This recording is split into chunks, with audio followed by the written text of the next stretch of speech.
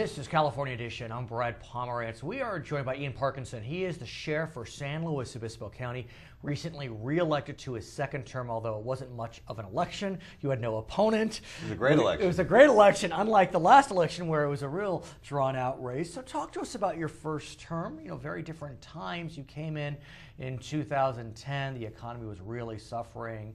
The prisons were overcrowded, although, you know, I know that you're at the county level. Talk to us about the last 4 years. Well, I would say that the last 4 years have been successful, and I came in when there was trouble both financially and internally in the department, and there was a lot of internal strife, so we spent a significant amount of time kind of repairing that damage. Right.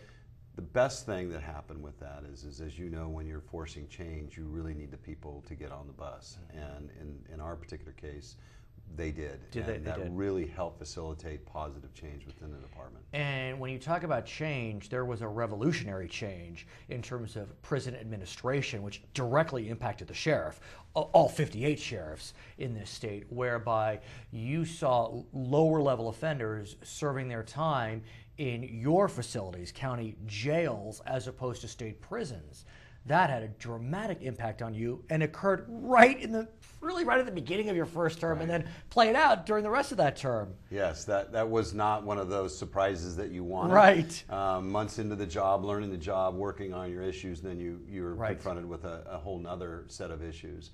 But it's gone well. I mean, it really has. I mean, you know, you still have to deal with the overcrowding numbers, but the reality is it changed our focus from really a kind of a housing of inmates to more treatment and focus, trying to get them to change their behavior, and that's been successful. We've talked about this before, and I want to really emphasize it and flush it out. You know, I interview sheriffs up and down the state. I interview DAs up and down the state.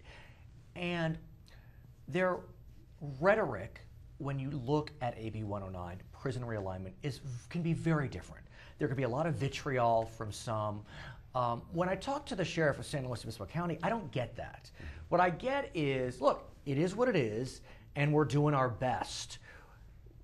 Why that approach? I mean, why is it that you decided to just kind of get on that bus, as opposed to speak so in such strong terms against it?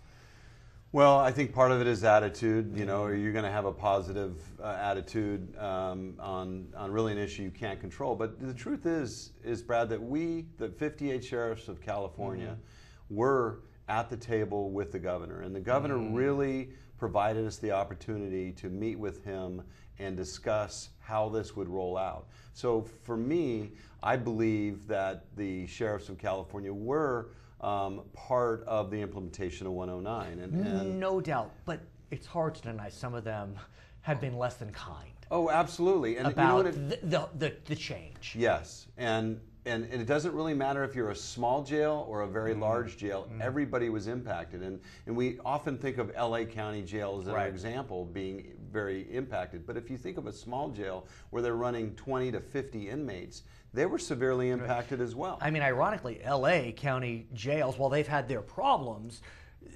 overcrowding has not been an issue they've been dealing with in the wake of AB 109.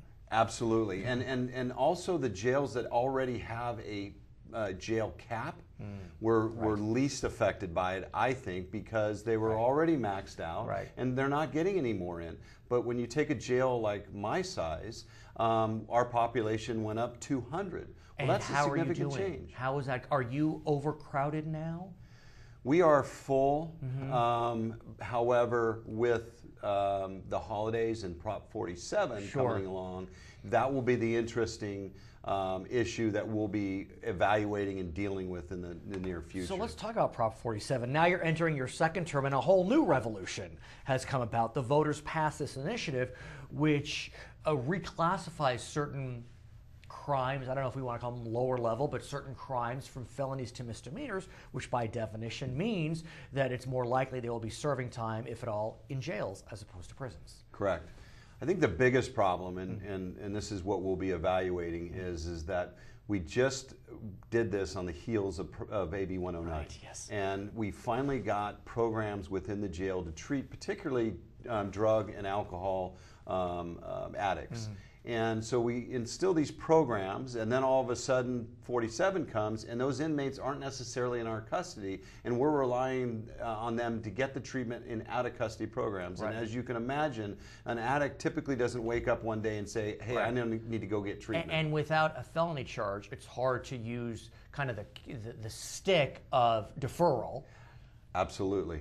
Because if it's a misdemeanor charge, you know, they're probably not facing much time at all. Correct. And so there's no need for them to accept programmatic treatment. Absolutely. And this comes also on the heels of an increase in narcotics use in addicts, particularly in the area of heroin. We're feeling that across the country, and every county is feeling it.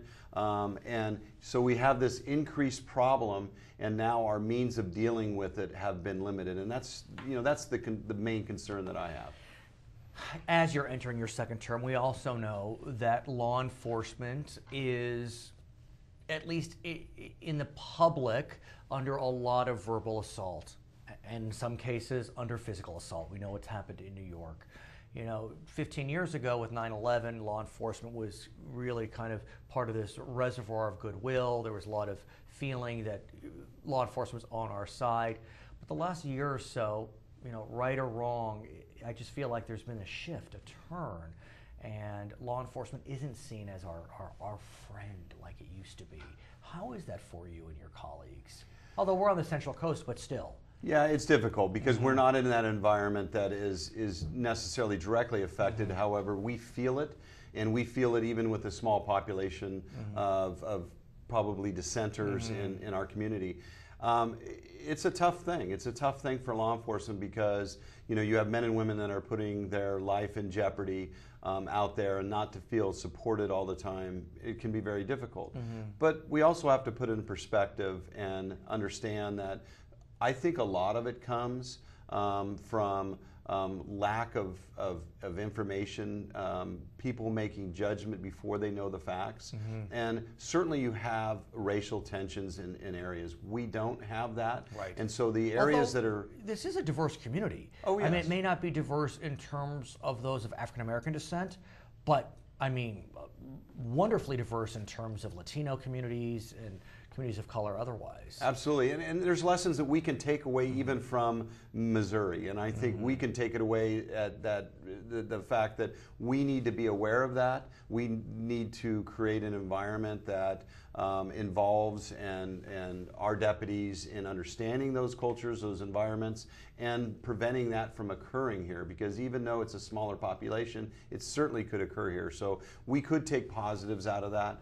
I'm hoping that as we go through this, it's a cycle that people will realize that they were quick to judgment in some areas, and that it's a way of making for positive change. Are you taking steps to protect your officers from ambush, from assault? Always.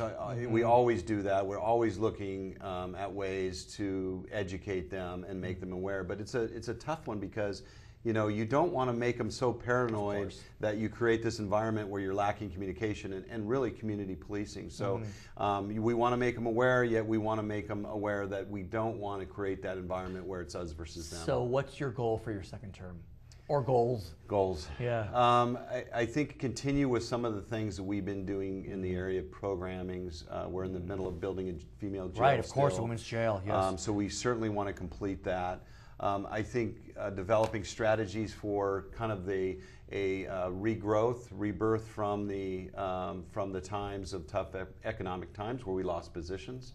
Right. We want to provide better service. So right now our focus is really around our jail and around providing better service than we have in the past because of congratulations on winning a tough election. It must have been really tough having no opponent. His name is Ian Parkinson. He just was reelected to his second term as sheriff of beautiful San Luis Obispo County. My name is Brad Pomerance. Of course, thank you so much for watching us on California.